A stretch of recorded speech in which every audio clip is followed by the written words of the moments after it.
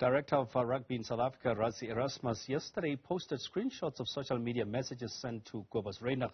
Now, the message is written in French, part of which translates to, "I hope that when you return to Montpellier, you get murdered by French people on the ground, gang of thieves." Now, Valen Kedley is on the ground in France to tell us about this and a whole lot more. Valen, what is the latest? It sounds like gamesmanship and have already started ahead of the big game tomorrow. Thank you very much, Quena. Yes, well, following the match, the quarterfinal between South Africa and France at the Stade de France last week, there was a lot of unhappiness from the fans. But I thought that my own personal experience was that they took it well. But just yesterday, Coach Rassie Erasmus shared with us what some of the players have to go through. And it's something that we're not used to seeing, that kind of online bullying in the game of rugby. We've seen it in other sports, but not necessarily in rugby. This is something that was asked to the assistant coach, Newzroom Afrika today, about how Kobus is doing. He did mention that security around the team has been on point from the beginning of the tournament, and they have always felt safe and secure as they've moved to different French cities. So he's been very happy with what the authorities have done. But he says that this latest matter, where Kobus Reinach and his family were threatened and received a death threat, was actually referred to the French authorities. Here's what they had to say, as well as Peter Seftoy. On Kobus, yes, I've heard there were some threats made to him and his family.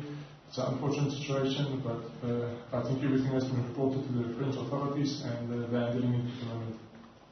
No, he's proper. I've seen him every day.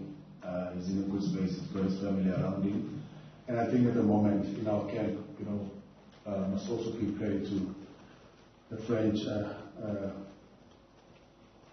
rugby, the security around our hotels, with all the teams that we in the World Cup. The security is just another level. So I don't think at the moment there's something to worry about, because we know for sure that we are welcome to get in our camps. And for Kobus, he's got his family around him, and the family has been around, and it's good to see our players also in a good space, when they've got their families around.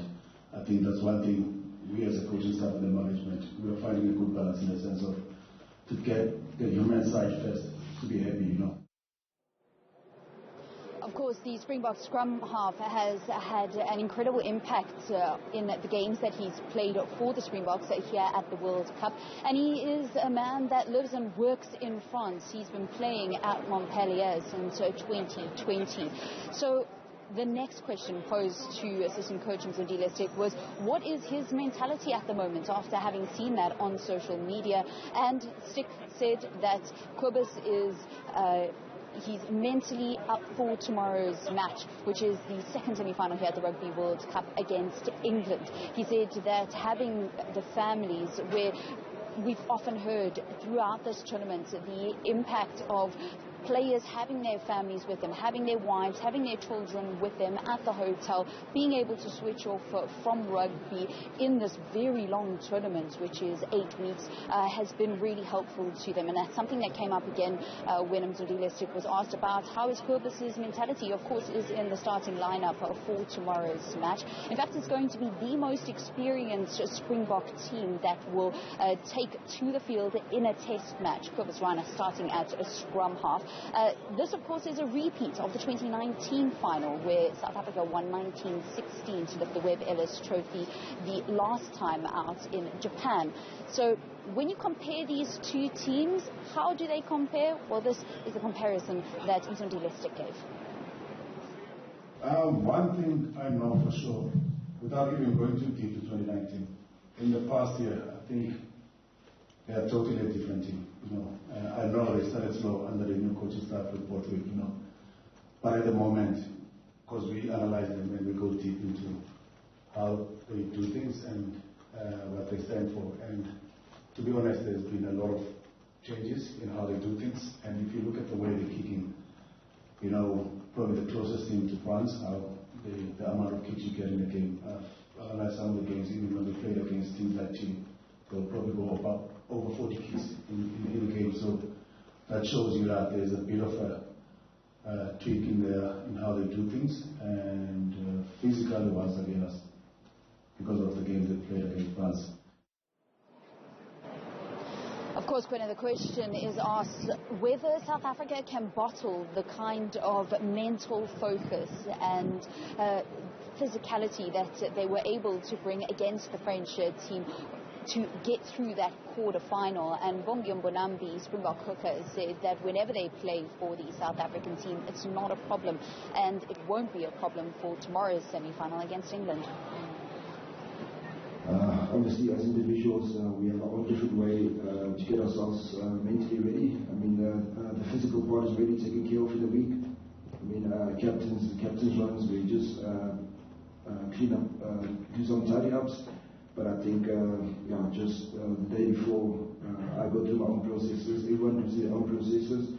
But especially, the support from back at home from South African fans that we see and then we receive. It's very special. It's awesome to see all the support there for us.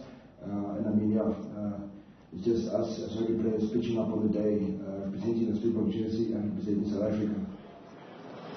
So South Africa and England will be fighting it out in the second semi-final to face off with the winner of tonight's match, which kicks off at 9 p.m. It is Los Pumas, Argentina, up against the All Blacks of New Zealand. New Zealand are aiming for a record to appear in the Rugby World Cup for a fifth time. So it is a Friday here in France, and as you can see, the weather has been rather cold and quite wet actually today. So rain has been on and off, but certainly what I've seen in comparison to the other matches, because of course we were at the last two quarterfinals here at the Stade de France. We were here when South Africa faced Ireland.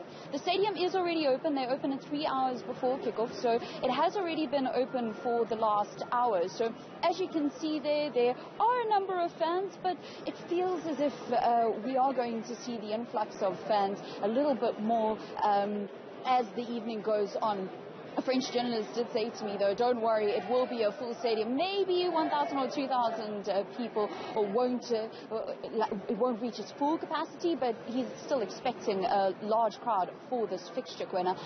But it would be a real disappointment if it wasn't a full house for this semi-final, because the rugby that we've seen here at the Rugby World Cup has been a real fantastic advert for the game. Focusing in on the match, not only on New Zealand going for a record fifth appearance in a final, the three-time champions are up against their Southern Hemisphere opponents, Argentina. Argentina have only made the semi-finals on two previous occasions. Unfortunately, like Wales and Scotland, getting through to the semi-finals, but never actually moving on to the final of the tournament. The last time they played in their very first semi-final was against South Africa here at the Stade de France in 2007. We're expecting a physical battle. If the weather plays a part and the rain does come down, it certainly will change the nature of the game and become a little bit more of a scrap.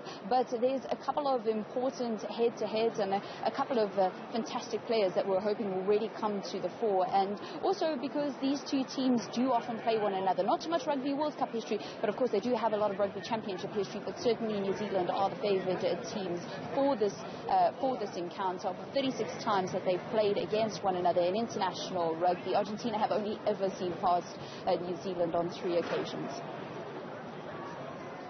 Right, Willem Ketley at the Stade de France are keeping us up to speed as we build up to the two big semi-finals, and of course the first one tonight, that is New Zealand and Argentina.